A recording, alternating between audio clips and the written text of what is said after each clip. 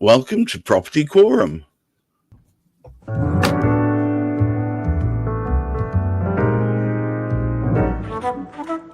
As per usual, here we are yet again. It's Thursday rolled around 10 o'clock, and we are here to talk about all things property. And as you know, that there's been all sorts of shenanigans going on, so there's always something to talk about.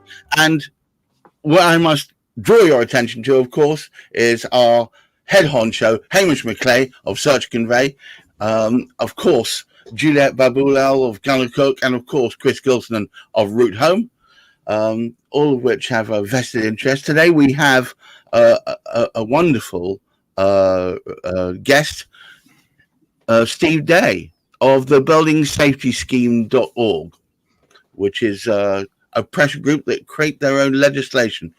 Quite impressive. I'm sure it'll be more impressive as we get to know more. But today's topic, which I hope will stir up thoughts and perhaps even fisticuffs, the people trapped in flats, anxiety over fire risk, double question mark. So, as usual, I'm going to throw Hamish McLay mercilessly to the wolves. Hamish McLay, talk us through it. Well, we have a situation arising, as we know, that it is ongoing. However, we have a new government, which has just actually sort of come in, and we're hopeful that this new government that's come in is actually going to listen to people. So we need to create a voice that they can actually hear. And one of the aspects which has been talked about, I didn't notice anybody speaking about it at all in the lead up to the election, as though there wasn't any importance attached to it. And there jolly well ought to be, because when we actually sort of look, Grenfell happened 7 years ago, and as a consequence, certain materials have been outlawed effectively because of a higher fire risk. And that in itself has been sort of quite damning. And as a result of which, we had a Building Safety Act come out, and certain materials are now banned and they cannot be used on future properties. Now, if they're deemed to be that dangerous and they're of high risk, why are they still allowed to stay on buildings?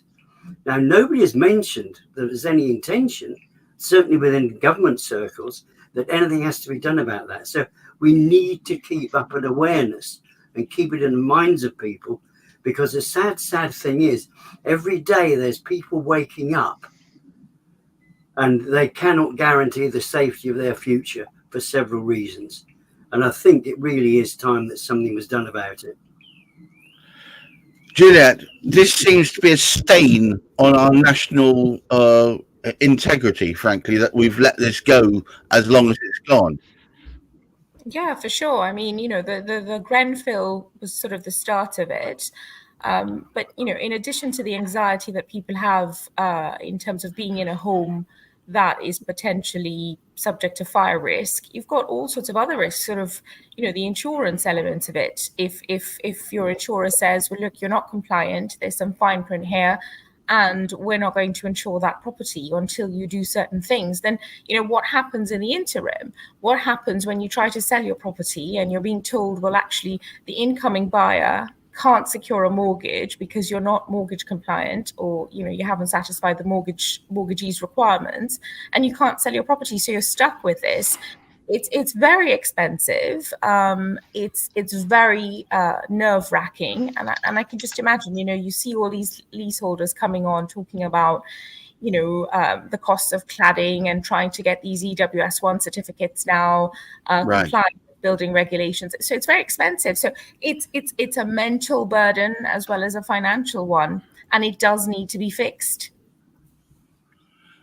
What is to do, Chris? Is this affecting you? Do you come across properties with this kind of cladding, outdated materials that are potentially hazardous? Yeah. Recently, well, in the last few years, I remember going to look at a development down in Runcorn, a fairly recent one, and it all had the disastrous cladding on that was a problem. Quite a new build development as well, called the Decks, down just off the river in Runcorn. And Wow. The property, the thing that attracted me originally was, well, why are these properties selling for so cheap? And we're talking about £120,000 properties that were bottoming out and being traded around about 25 grand. Oh, Now, shit. Yes, yeah. So there's a huge problem there, just a financial problem for the people who are in these properties, and they are literally locked into these properties financially. But they can't afford to well, they can't take a financial hit like that, trying to sell them on the open market. So they are physically and financially locked into these units until the situation gets resolved. They're paying for. I remember visiting this particular site and had undercroft parking, and it was all cordoned off, and they were having to pay for a fire warden that just patrolled the perimeter night by night. Just literally a man patrolling to make sure the building didn't spontaneously combust. No, that's not a way to live. That's a horrible position to be in. This is craziness. It's absolutely insane, and taking it back, there is a fault at some point. So that something has gone wrong somewhere in the process. So at some point in that manufacturing process, who on earth thought that combustible material should be put to the outside of a building? That doesn't make sense. So something has broken down somewhere in the supply chain, and there is fault to be placed at some point in that process. And I don't think it's something that the taxpayers should be picking up. I know that there is a sync fund that has been set up for certain types of cladding in the past. I don't think that's appropriate. I think we need to be going for the manufacturers, going for the developers, and going for their PI and holding them all to account. Steve, welcome to the show, by the way, from the buildingsafetyscheme.org. You've obviously got some very strong views about this. Please, let forth. Yes, well, I mean, my background is that I'm in one of those flammable flats. I got told to expect a £30,000 bill. And I decided to fight it because I thought, actually, something like your other guests are saying, there's something's gone wrong here. And we need consumer protection. We shouldn't have to go through the courts. So I went through their route to compliance with building control, and I went through the BBA certificate, looked at the reports, and they breached on the installation. And then I got the cladding manufacturer Saint-Gobain to come and inspect their handiwork after telling them Barratt are blaming you. So I played them against each other. They came, spent 110 grand doing intrusive investigations and condemned Barratt's handiwork. They breached on render thickness, it was too thin. They breached on fire break fixings, it was meant to be metal. They used plastic on this flammable XPS, EPS cladding. And then you also had the dot and dab method of adhesive instead of the grid. And all of those three in ADB has a significant effect on the fire rating of the building. So it's not the materials here, it's the builders didn't install properly. They built something that didn't comply with regulations at the time of construction. So that got me thinking. So I was like, well, what happens about the internal walls then? Have they met building regs there? And it's the same issue. They were missing ablative bats. They had holes in the wall where they put. Apologies, we seem to have It's all lost black. Oh, there Can you you go. still hear me? Yes. Yes, keep going. And so I found the same issues. So the going forward, just at Royal Artillery Keys, because that's where we are in Woolwich, we basically now have a situation where the Barratt signed the developer contract that Michael Gove put together, but now they're arguing that they should leave flammable material on our walls, flammable spandrel panels that are unidentified as per the fire risk assessment external wall document, and have no fire test evidence to say these flammable panels are safe to leave on. Yet they are arguing to leave them on, condemning us to an EWS 1B1 rating, which is a standard instituted by lenders and insurers because they don't trust builders to keep to regulations. And if you look at Royal Artillery Keys, you can see why. And I work in finance, so I can tell you it's about trust. The lenders and the insurers don't trust the builders to keep to regs. What we've ended up with now is a face-off of Barratt, big fight, trying to get them to take flammable material off our buildings so we aren't condemned to permanently high insurance.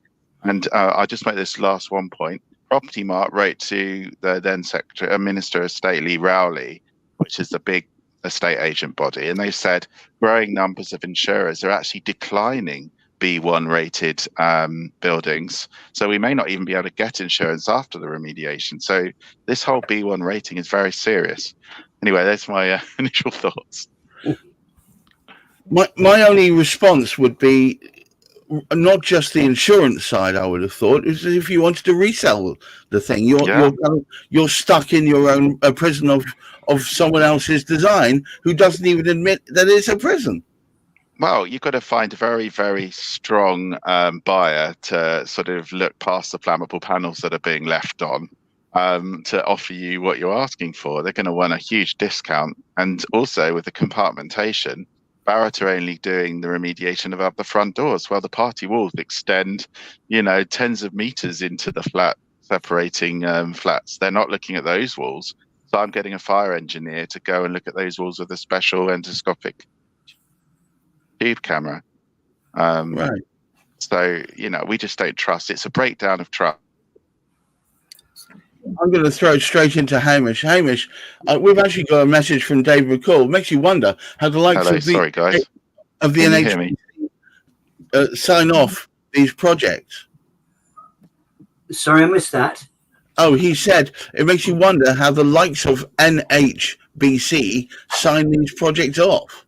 This is one of my concerns, and I would have thought, we do have, strangely enough, we do have a challenge getting information from an awful lot of councils relative to the building regulations. They're one of the difficult things to get your hand on. And many councils, councils originally were responsible. Now it's been passed over to those inspectors that Dave just sort of mentioned. And somehow or other, they cannot be checking out the full validity of the materials that are sort of being used. And I would have thought that was the first point of call. Now, Steve has mentioned particularly the likes of Barrett, who are responsible for having created his building and sort of, if you like, sort of put the high-risk materials in there. One would have thought with that knowledge, because all of the building inspectors must know about that now. Why aren't they checking out that particular sort of aspect of them? Well, my thoughts are that this is a can open worms everywhere scenario. That the problem is the deeper you dig into that can, the more worms you're going to find. So I think that's why they're arguing about, let's leave this last bit on, because the amount of money it's going to take us to take all that off and make good afterwards, it's not worth the effort. So if we can persuade you just to have no open fires near it, we'll be fine. Well, it's ridiculous. Chris, you must come across this all the time. How do you mitigate against the fact that, let's go back to the ones you mentioned. They're selling them for 25, 30 grand. How much effort or money would it take to make them usable, do you think? Can you estimate? Based on what our guest is saying, it sounds like the whole building needs condemning and just knocking down. It's just mind-blowing. So and you mentioned no fires no open fires near flats. There was actually an incident not far from me, where I live in Liverpool, where some genius decided to have a barbecue on the 14th floor and just raised the top half of the building. Sorry. And it's ridiculous. Yeah, it is. It really is ridiculous. But it's that level of just not thinking or not having awareness of what you're living in and the danger and the impact on other people. And imagine that in one of these buildings that was really combustible. That's just a terrifying situation for people to be in. Because you're in such close quarters as well. You're surrounded by other people and all their foibles and other thinking that they do, and the daft things that people can do. And yeah, it's a horrible, terrifying situation to be in. Dave McCall has just made another comment. Ex-warranty provider understands technology. His says the problem is lack of inspection. What say you? Yeah, that's absolutely fair. Yeah, it seems like the developers are getting away with murder, and literal murder. So I think they need to be dragged over the coals. Not just civil charges, but corporate manslaughter sorts of level of charges. Well, while we're talking about charges, I need to throw our pet solicitor into the fray. Juliet, surely there's going to be lots of legal strictures here that all developers should be keenly aware of. But historical stuff, what do they do?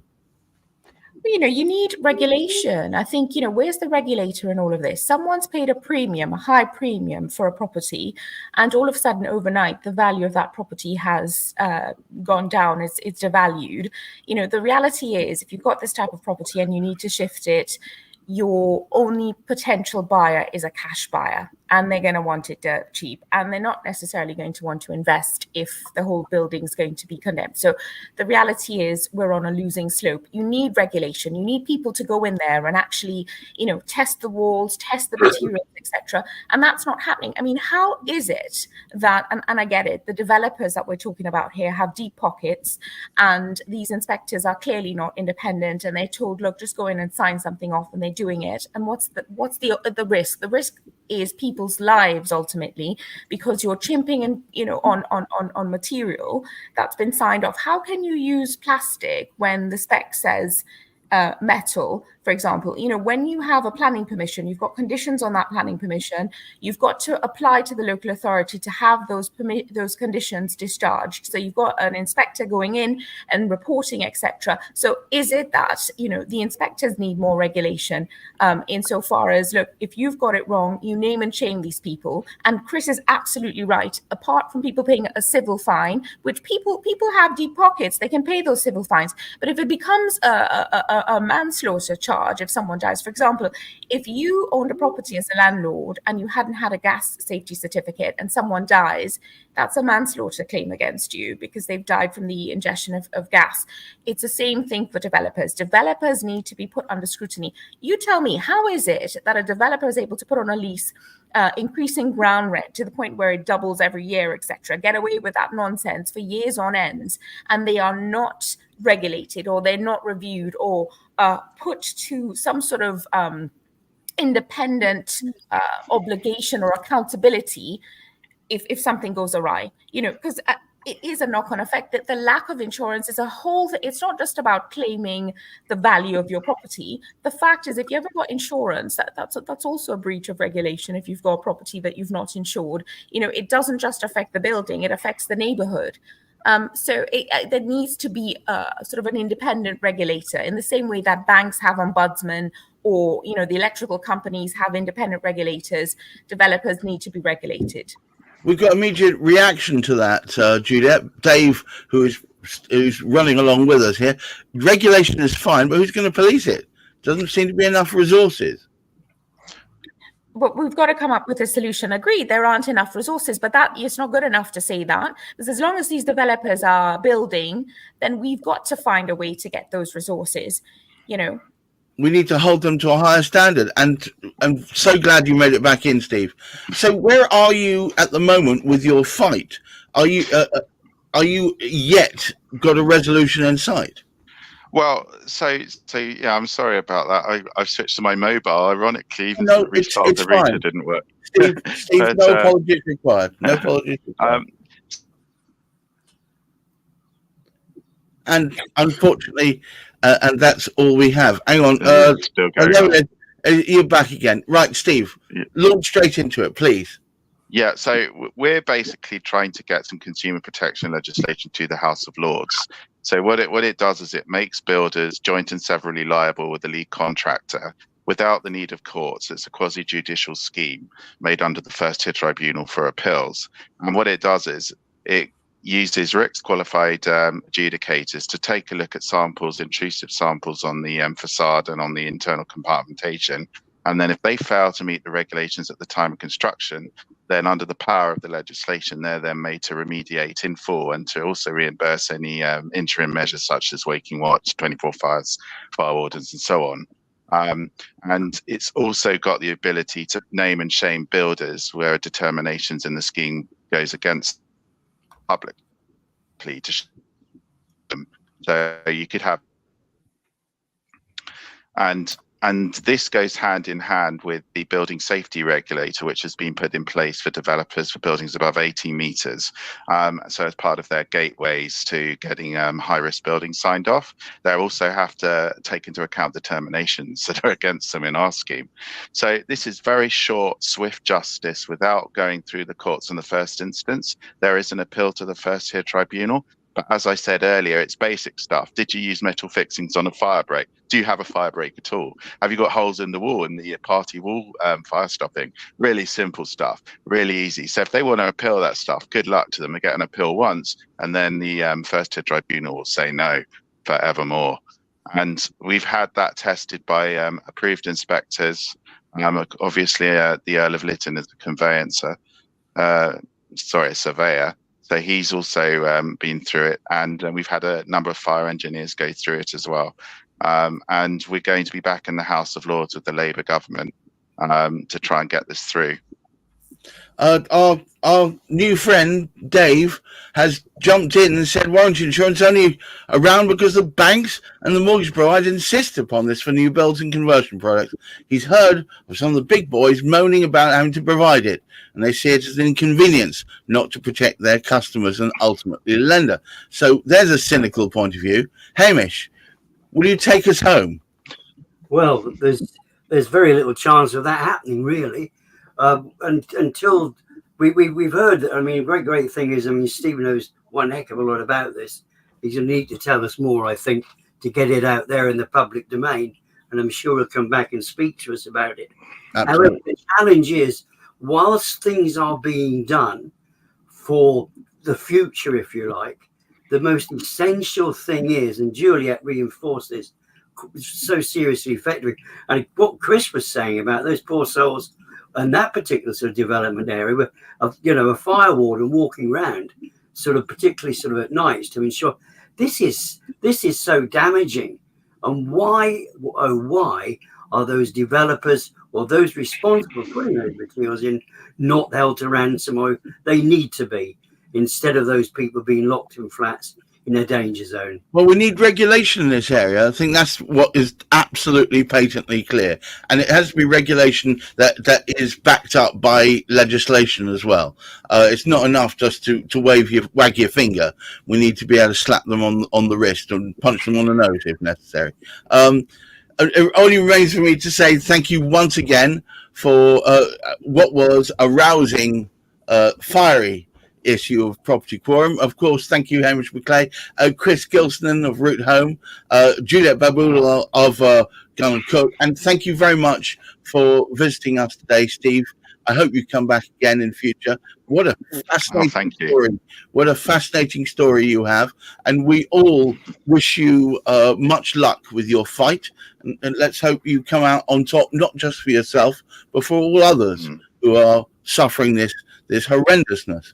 All I would say to everyone listening is we at Property Quorum do not provide advice. We are simply here to give opinion and to draw attention to things that perhaps aren't so talked about within property. But we're here every week at 10 o'clock or around that time on a Thursday, and we'd love it if you'd attend with us. Very soon, the whole lot are being issued onto YouTube. We're going to have a separate channel for it, and hopefully there'll be a bunch of advertising around that. And thank you very much, Dave. Great chat. Loved this. Great. Dave, if you liked it, tell your friends. Tell your enemies. I don't care. So we need to have him along, Dave. Get in touch with us, Dave. Absolutely. Dave, please get in touch specifically with Hamish McLay or myself, and or any of the team, and we'll see if we can get you on. But until next week, keep your feet on the ground, keep reaching for the stars, look after that mental health, and I hope you have a wonderful weekend. Bye-bye now.